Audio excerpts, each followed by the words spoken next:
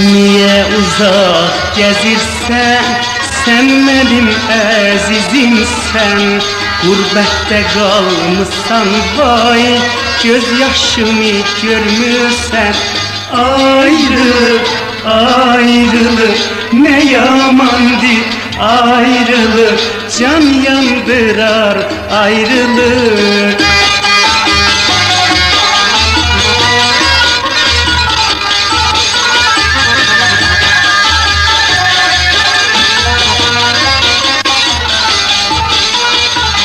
Ayrılık, ayrılık ne yamandır.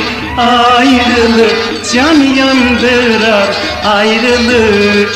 Gözlerin ağlar yalgız, gül koşa dağlar yalgız. Korkuram Mecnun kimi, bir gün ben kalam yalgız. Sen eşit sözlerimi, ben sana kurban aydır.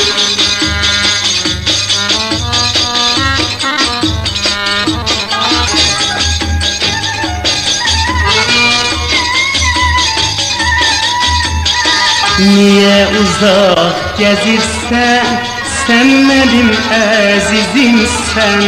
Gurbette kalmışsan vay, gözyaşımı görmürsən. Ayrılık, ayrılık ne yamandır. Ayrılık can yandırar, ayrılık.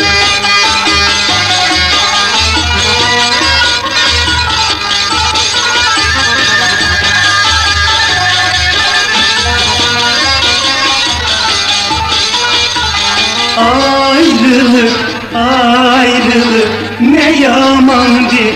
Ayrılık can yandırar, ayrılık.